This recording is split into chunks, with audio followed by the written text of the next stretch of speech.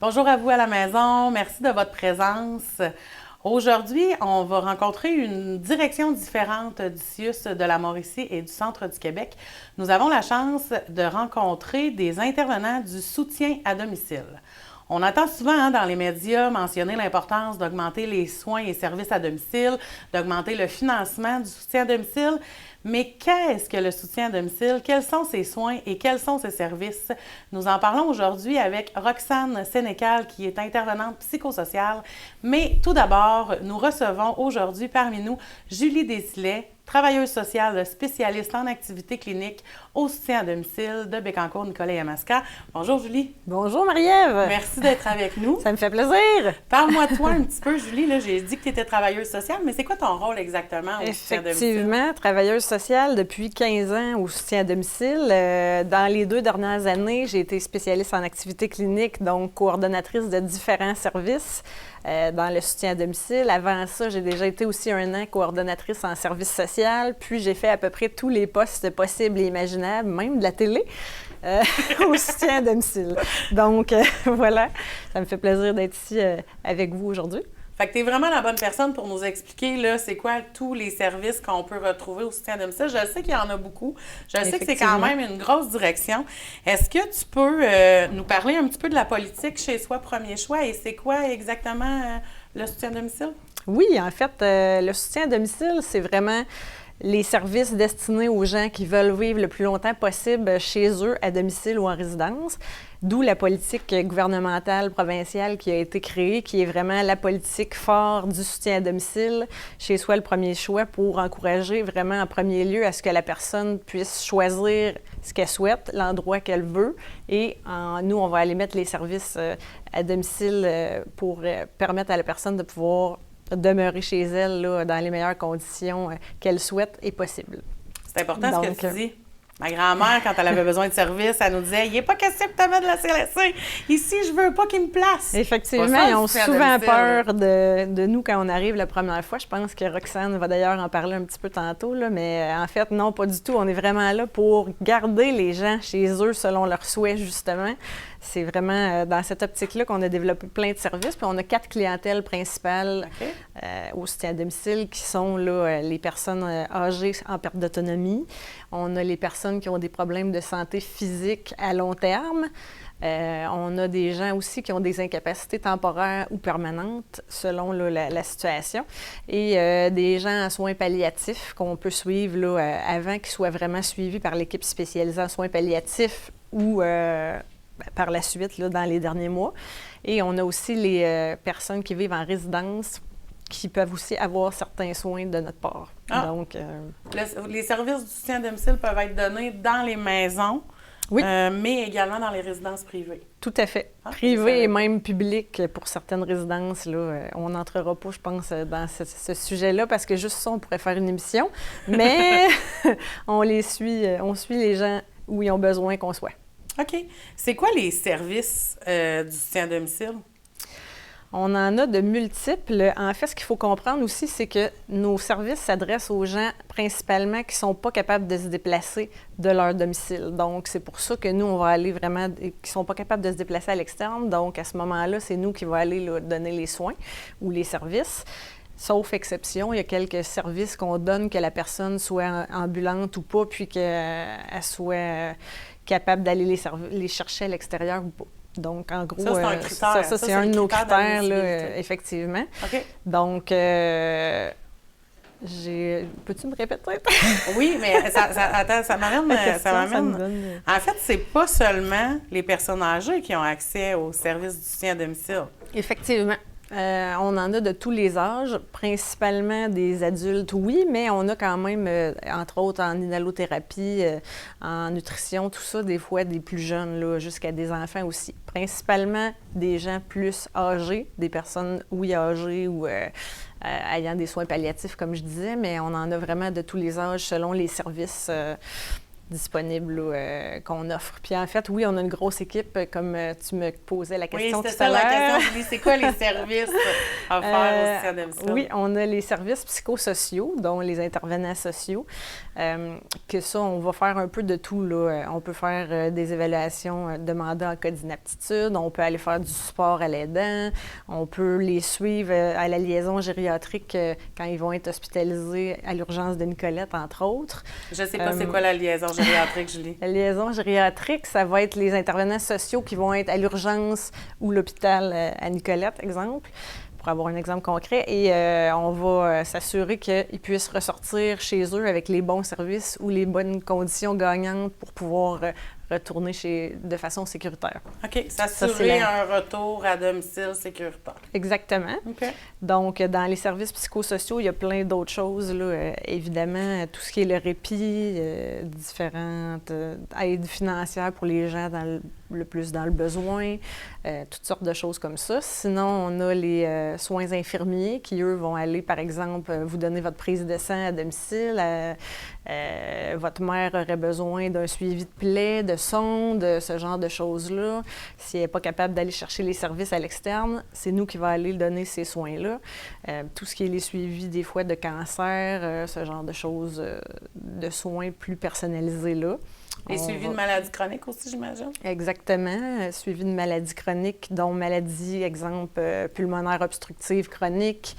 On aurait toutes sortes de choses, emphysème, tous ces genres de maladies-là. Des fois, des AVC qui ont plus besoin de suivi intensif de réadaptation, qui ont des problèmes physiques ou moteurs reliés. C'est pour ça qu'on a aussi un gros volet réadaptation là, avec tous nos autres professionnels, ergo, physio. On a maintenant même des kinésiologues, donc grosse équipe là, de plus de 300 personnes au soutien à domicile. Là, en fait, pour ce qui est de Drummondville, Bécancour, Nicolet et Yamaska, parce qu'on est quand même un CIUS fusionné maintenant. Donc, grosse équipe. Et dans les autres services qu'on a, là, on a entre autres les ASSS, c'est-à-dire les auxiliaires en santé et services sociaux, qu'on appelait auparavant préposés. Exactement. Les préposés, mais à domicile. Exactement. OK. Donc, on peut aller donner des soins d'hygiène, aider la personne à gérer ses médicaments. C'est sûr qu'il va y avoir une infirmière qui va superviser ce bout-là pour être certain qu'on donne la bonne médication, mais on peut aller changer les culottes de protection de la personne si elle en a besoin. Ce genre de choses-là, c'est des services qu'on offre là, régulièrement. Si je te suis bien, là, il y a 4 grands services. On a les services psychosociaux, les soins infirmiers, la réadaptation. Tu as dit que la réadaptation, ça inclut des nutritionnistes, des inhalothérapeutes, des ergothérapeutes. Tu l'avais-tu dit? Je les ai pas dit, nutritionnistes et inhalothérapeutes, mais effectivement, ils font partie de notre équipe. Ils peuvent aller, par exemple, faire un plan de soins diététique pour une personne, exemple, qui aurait des carences, elle sort de l'hôpital, des nutritions sévères. On va aller là, lui donner évaluer sa situation puis lui donner les suppléments et autres suivis nécessaires. Pour ce qui est des inhalothérapeutes, exemple, tous ceux qui ont des machines à oxygène, des drains d'aspiration, ce genre de choses-là, là, des gavages pour les nutritionnistes, tous ces services-là, ça va être nos équipes de réadaptation là, qui vont y aller sur place chez la personne pour donner les soins. OK. Fait que je répète, là, parce que je ne suis pas allée jusqu'à la fin. Tantôt, tu as les services psychosociaux, les soins infirmiers, l'équipe de réadaptation et les ASSS, qui sont les 4 grands services, en fait, offerts au soutien à domicile. J'ai une question pour toi. On a dit que ce n'était pas nécessairement des personnes âgées qui ont accès au soutien à domicile. Dans sa quarantaine, ma mère elle s'est fait opérer pour une hanche. Elle a eu quand même une période là, où elle n'était pas en possibilité de se déplacer. Est-ce qu'elle aurait pu avoir accès au service du soutien à domicile? Tout à fait. On en a beaucoup de personnes qui sortent soit d'une chirurgie ou d'une fracture, puis qu'on va aller donner des services pour les maintenir chez eux. Mais le critère demeure quand même toujours, est-ce que la personne est en mesure de se déplacer ou pas pour aller chercher ce service-là dans la clinique de physiothérapie externe, par exemple, parce qu'on veut vraiment cibler notre clientèle pour les gens qui en ont le plus besoin à domicile pour qu'ils puissent justement rester chez eux, comme on parlait là, très longtemps. Donc, maintenir l'autonomie, j'imagine. Tout à fait. Des fois, même réadapter. La personne a perdu des forces. Elle a été hospitalisée, exemple, une personne âgée pendant plusieurs semaines à l'hôpital. Elle revient plus faible, chute plus souvent. On peut aller, par exemple, l'aider à avoir la bonne marchette, le bon déambulateur, la bonne canne pour pas qu'elle tombe, puis en même temps, faire des programmes d'exercice, ce genre de choses-là pour la renforcer, puis qu'elle puisse retrouver son autonomie d'avant son hospitalisation. Tu as dit quelque chose tantôt, je ne savais pas que c'était un service offert par le soutien à domicile. Tu as parlé d'adaptation. L'adaptation de salle de bain, tu as nommé, c'est quoi ça exactement? Oui, effectivement. Adaptation de salle de bain, ça va être pour les gens qui vont être justement avec un équilibre plus précaire, plus de difficultés à enjamber leur bain ou à se tenir longtemps debout dans la douche, par exemple. Bien, on peut mettre des équipements en place. On a un service aussi de prêt d'équipement qui ne dépend pas juste du soutien à domicile. Donc, vous pouvez aller louer même certains équipements par vous-même. Les clients, là, ils peuvent aller, exemple, se chercher un banc de bain pour l'essayer un mois, puis après ça, s'ils l'aiment, ils vont se l'acheter là, par eux-mêmes. Et l'avantage, c'est que ça va être nos physiothérapeutes ou ergothérapeutes.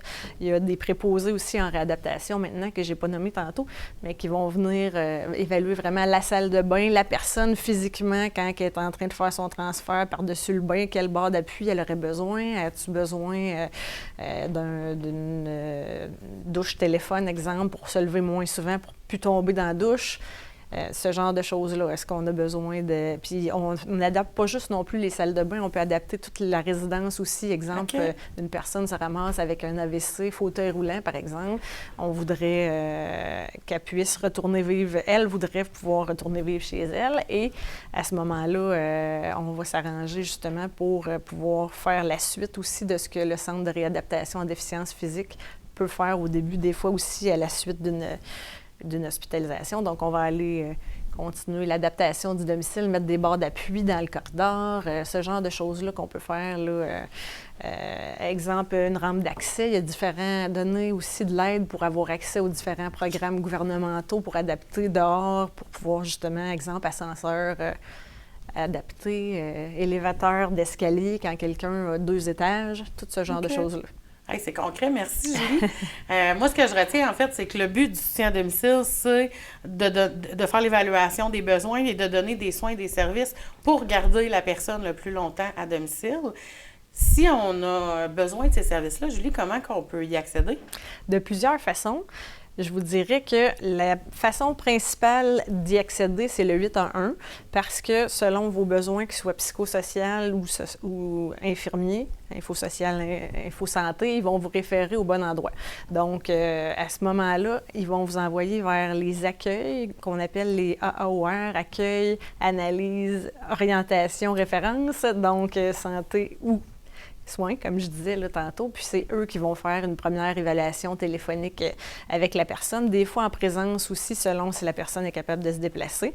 Et ensuite, ces AAOR-là vont pouvoir déterminer est-ce que la personne a besoin de services chez nous. Donc, ils vont pouvoir faire une référence à notre guichet interne du soutien à domicile, là, qui, nous, on va continuer la cueillette d'informations, finalement, qui a été fait par les gens avant, puis on va aller à domicile évaluer les besoins là, on a des équipes d'évaluation, donc la personne va se rendre vraiment chez vous, aller évaluer votre autonomie actuelle, comment ça va, exemple, votre père, bon, ben c'est là qu'on va aller évaluer toute sa mobilité, y a-t-il des problèmes cognitifs, y a-t-il des choses qu'on peut faire, c'est quoi les besoins, y a-t-il des choses qu'on peut faire pour aider à ce que il puisse demeurer le plus longtemps possible en sécurité chez lui. Donc, ça va être l'équipe d'évaluation qui va y aller. Puis après ça, ils vont faire des références aux bons services, c'est-à-dire réadaptation, ASSS, ce genre de choses-là. Infirmière ou exactement, social. Exactement.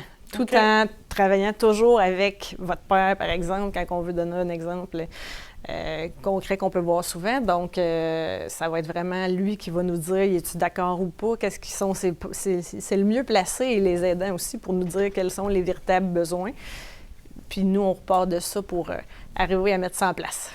Fait que vous n'êtes pas là pour décider à la place de la personne. C'est ça que j'entends dans ton dernier mot. On veut toujours les faire collaborer avec nous. Là. On part vraiment de la personne, de ses besoins. Puis on veut qu'elle fasse partie de son plan d'intervention aussi, exactement.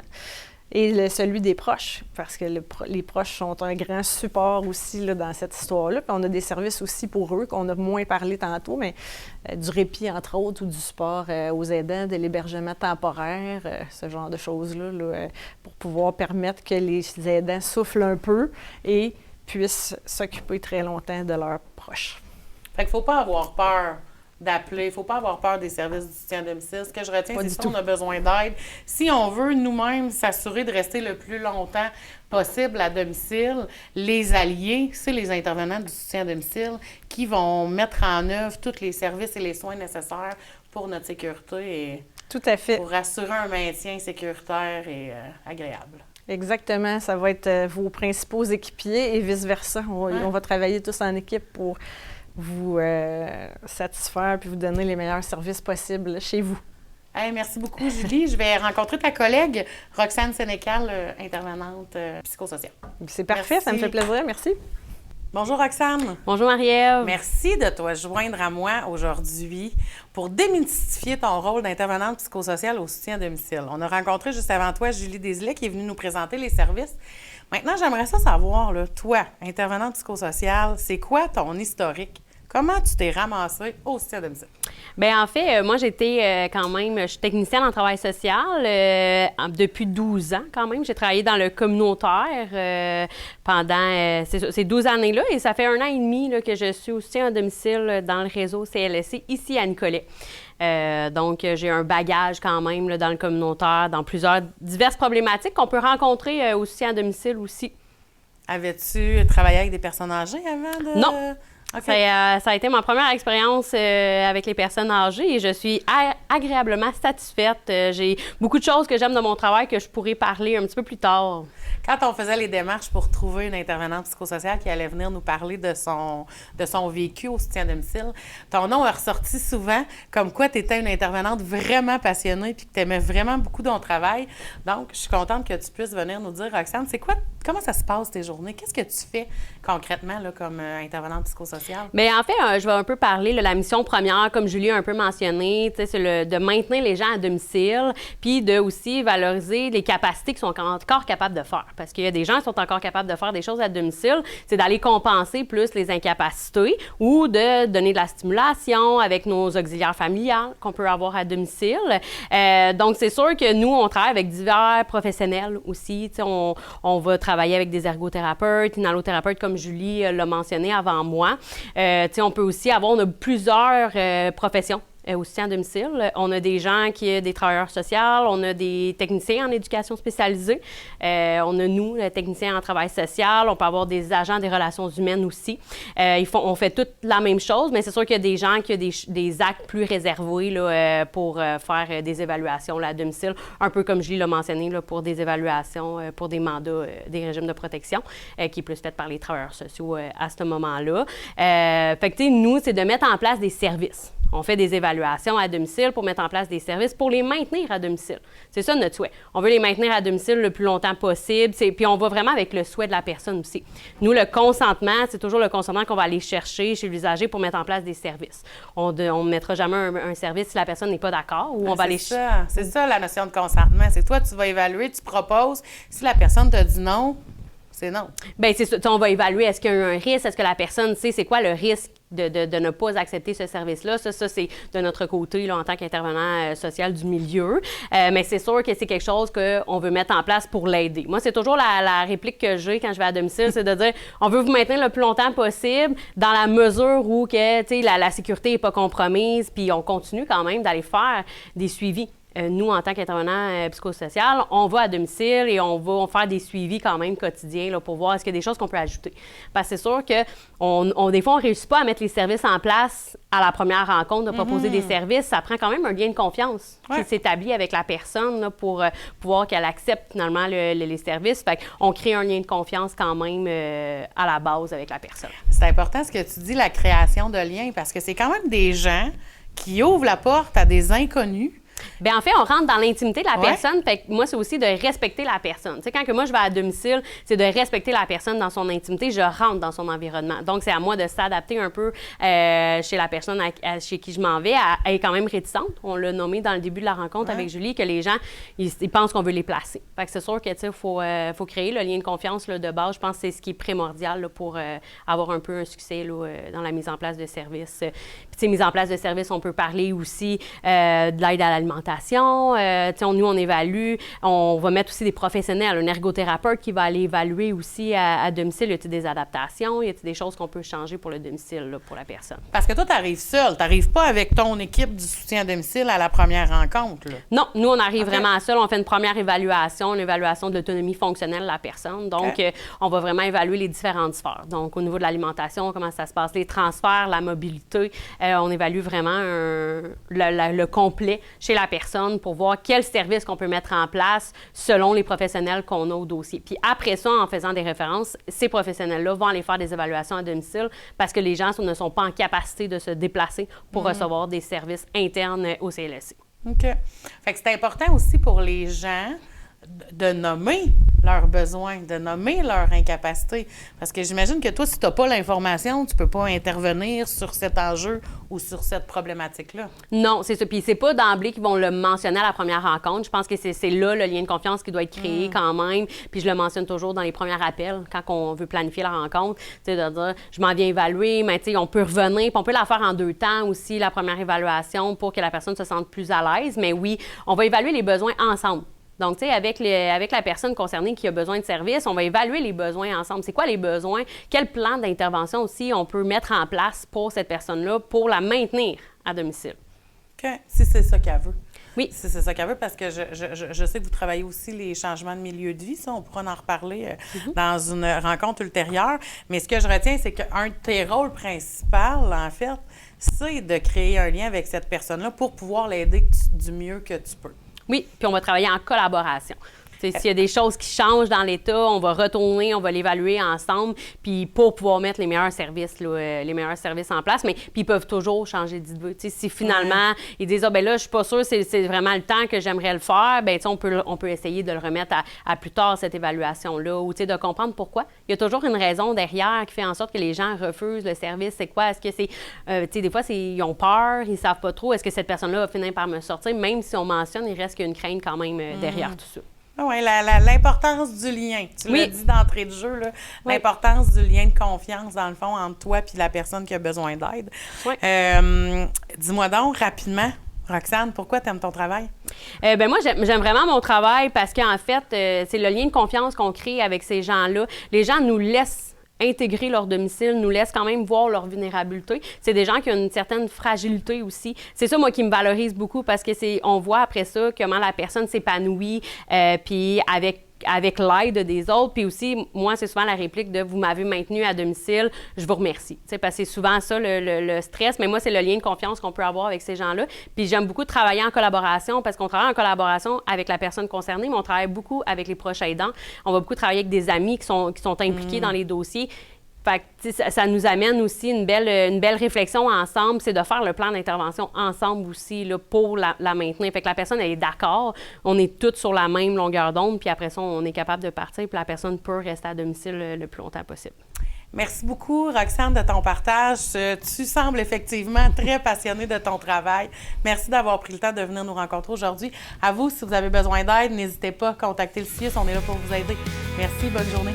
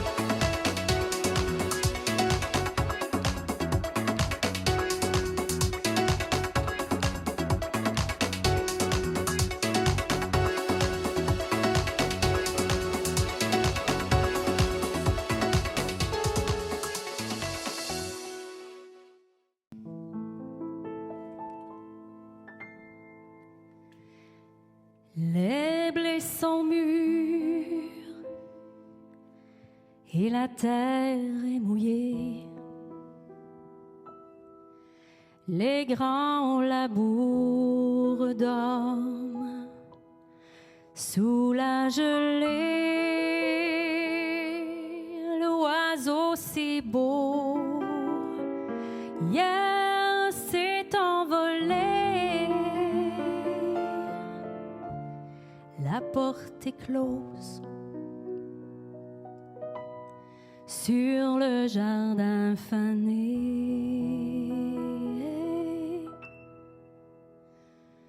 Comme un vieux râteau oublié, sous la neige, je vais hiverner. Photo d'enfants qui courent dans les champs seront mes seules joies pour passer le temps. Mes cabanes d'oiseaux sont vidées. Le vent pleure dans ma cheminée. Mais dans mon cœur, je m'en vais composer l'hymne au printemps pour celui qui m'a quitté. Quand mon ami viendra par la rivière au mois de mai, après le dur hiver, je sortirai bras nus dans la lumière et lui tirer le salut de la terre.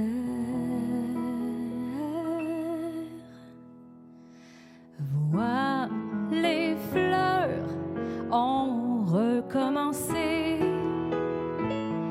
Dans les tables crient les nouveaux-nés. Viens voir la vieille barrière rouillée, endimanchée de toile d'araignée. Les bourgeons sortent de la mort.